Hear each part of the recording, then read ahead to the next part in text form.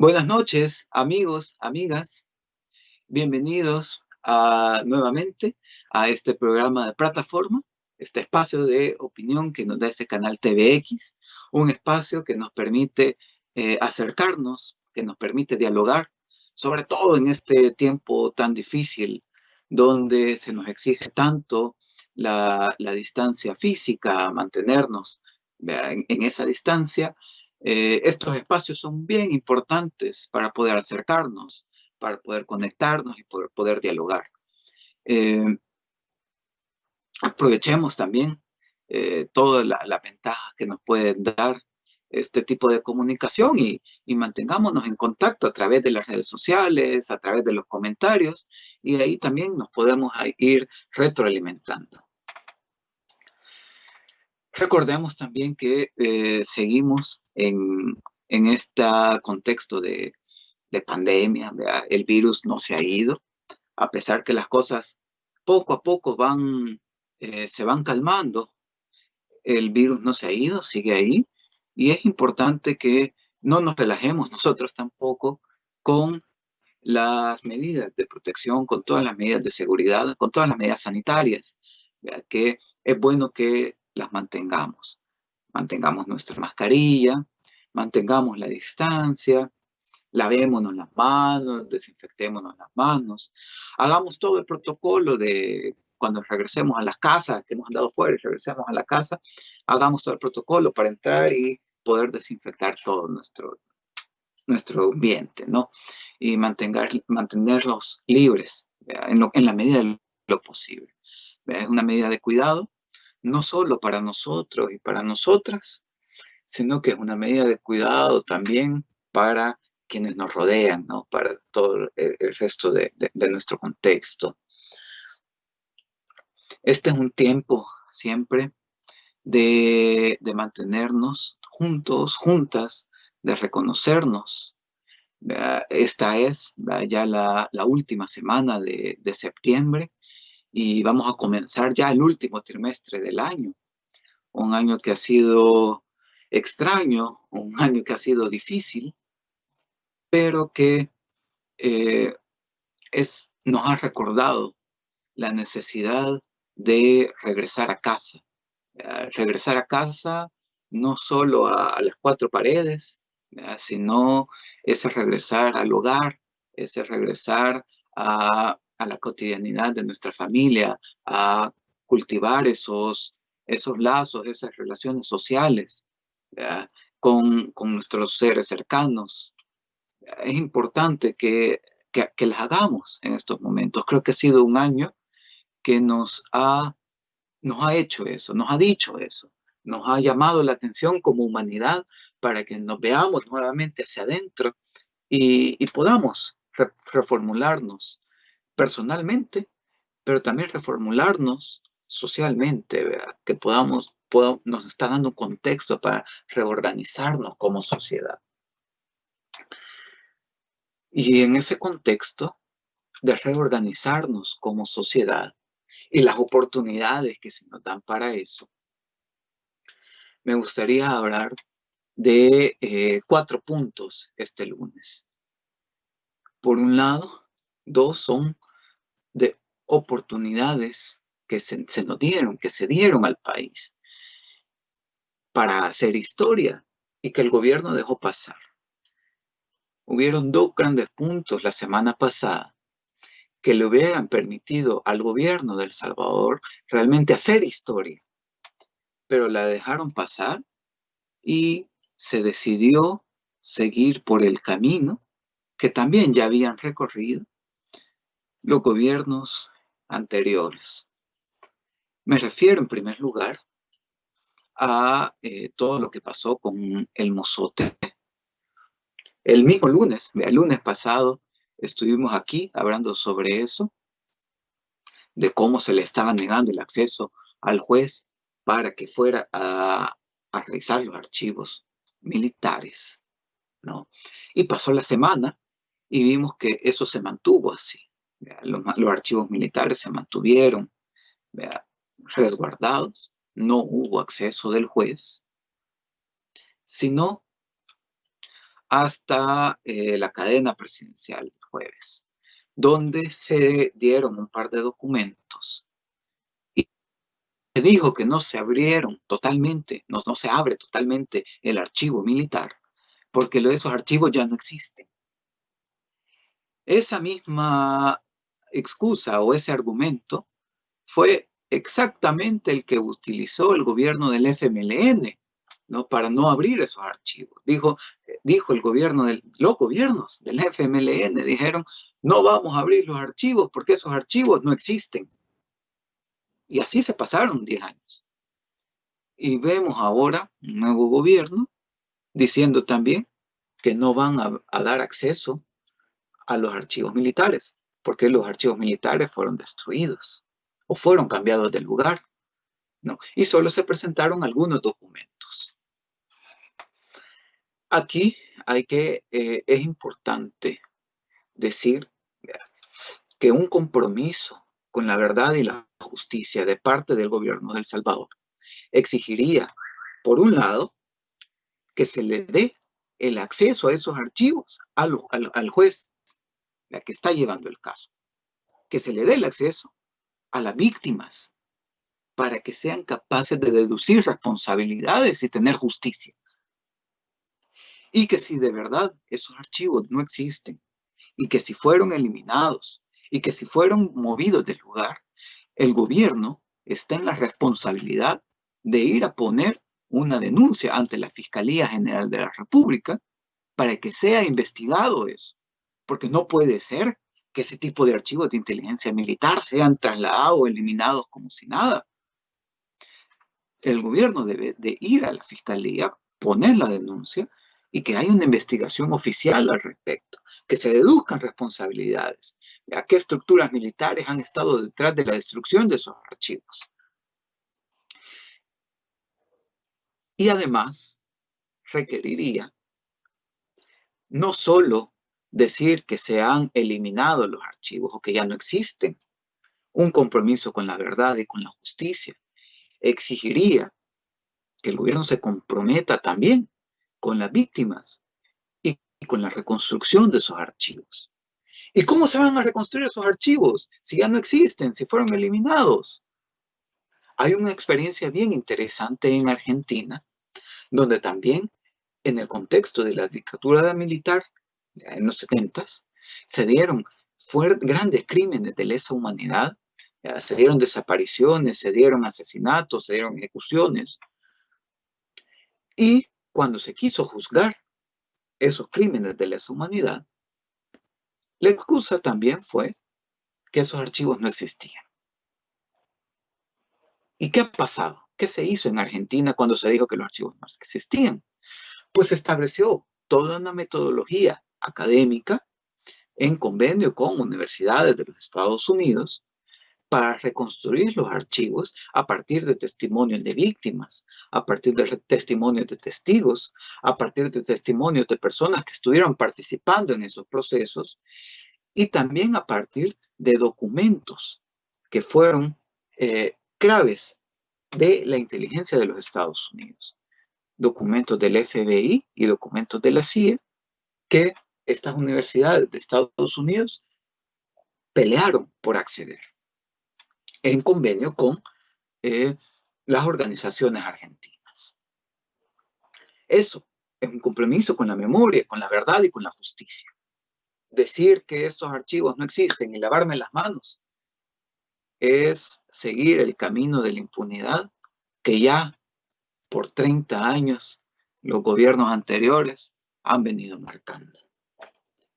Es decir, lavarse las manos con ese tema es mantener esa instrumentalización de las víctimas, es mantenerlas en el olvido y es mantener el compromiso con la impunidad. Ese es el primero de los temas, ¿verdad? El primero de esas oportunidades que decía que se dejaron perder. Y el segundo, que fue un tema también que lo discutimos aquí hace un par de semanas, que es el acuerdo de Escazú. También fue una oportunidad perdida de hacer historia para el gobierno de El Salvador. Decíamos hace un par de semanas que que el Acuerdo de Escazú permite tres grandes cosas para el país. Por un lado, abre la información ambiental para que sea de conocimiento público, para que todas esas decisiones de cómo está contaminada el agua, cuáles van a ser los impactos de determinados proyectos en determinadas zonas, que eso sea información pública, abierta, para que todos y todas podamos conocerla. El segundo elemento que daba era la participación, es decir, que las comunidades pudieran participar en la toma de decisiones ambientales. Es decir, que si llega un proyecto a querer hacer alguna empresa a querer hacer algún proyecto, están en la obligación de consultar a las comunidades si están de acuerdo o no con el proyecto y bajo qué condiciones estarían de acuerdo o no con el proyecto. Y el tercer elemento que daba el Acuerdo de Escazú es la protección de las personas defensoras de los territorios, las personas defensoras de los derechos humanos en temas ambientales. En el país, aunque parecería que no existen, hay enormes conflictos socioambientales por el manejo de los bienes comunes, de los bienes naturales. Hemos tenido mártires en defensa de los territorios, Dora Sorto, Marcelo Rivera, que fueron asesinados por defender el agua frente a la amenaza de la minería. Entonces, el Acuerdo de Escazú permitía o obligaba a tener todo un marco de protección y que asegurara la justicia a estas personas que están en la defensa de los territorios y en la defensa de los bienes ambientales.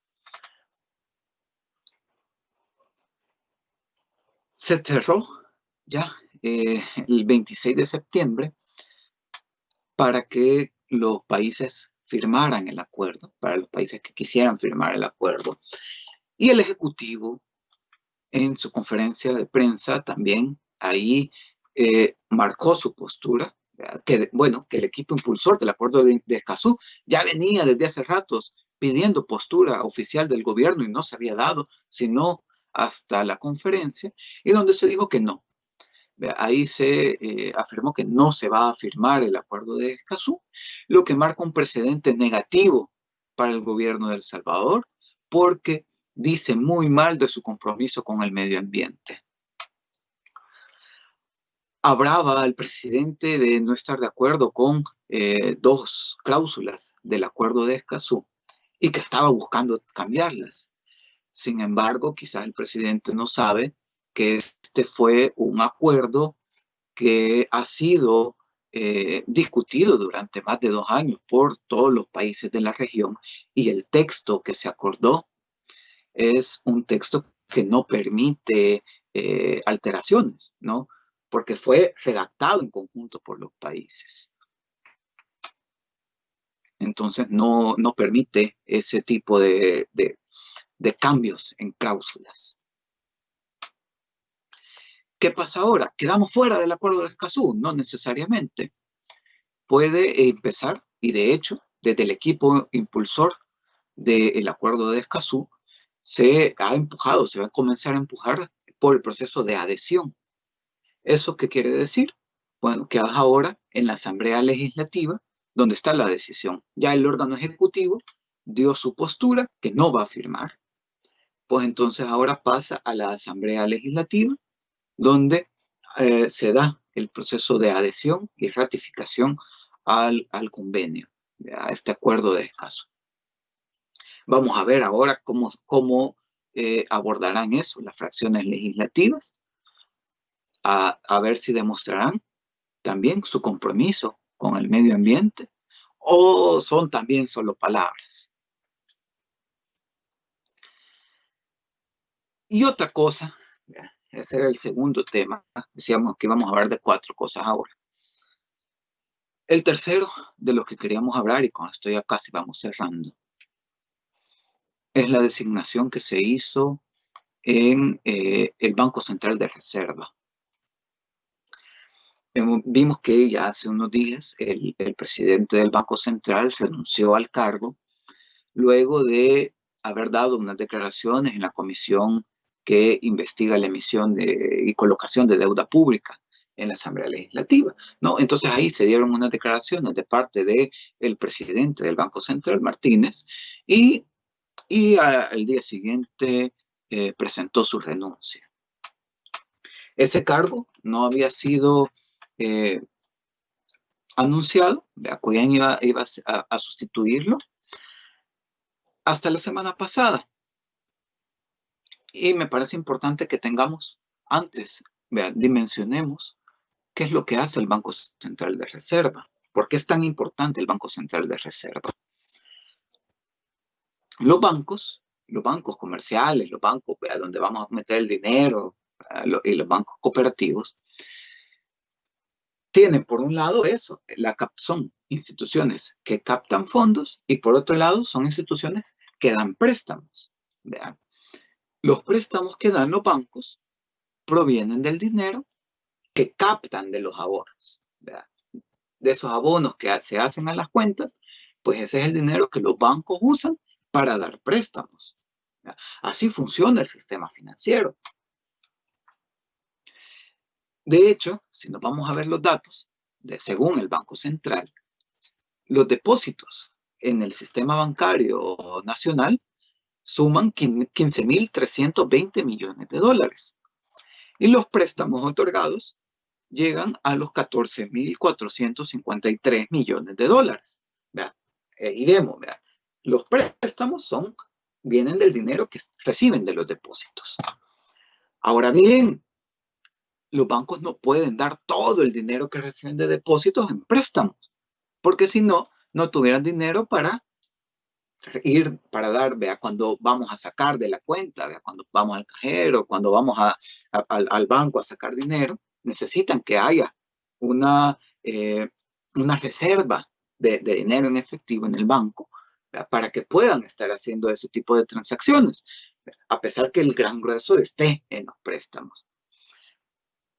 Quien da las normas de cómo usar esos depósitos, de cómo usar esos préstamos, o sea, de cómo otorgar esos préstamos, de cuál va a ser esa reserva de liquidez, se llama. Eso que deben de mantener los bancos, por si acaso. A eso se le llama reserva de liquidez y es por ley, ¿verdad? Y eso lo maneja también el Banco Central. Son entonces decisiones fundamentales las que toma el Banco Central en el sistema financiero.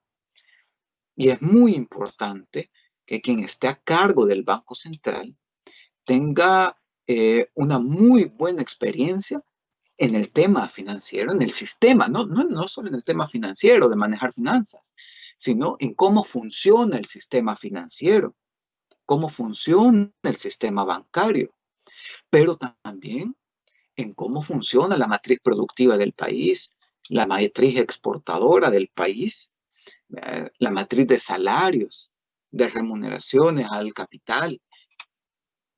Quien maneja el Banco Central debe de tener muy claros todas las conexiones que existen entre la economía real, que es esto de la producción, las exportaciones, los salarios, y lo monetario, que es lo que vemos en los bancos, el flujo de billetes, de monedas. Es importante que quien maneja el Banco Central conozca muy bien este tipo de relaciones que se dan, porque una mala decisión en términos del sistema financiero puede tener implicaciones fuertes para el país y para los hogares del país.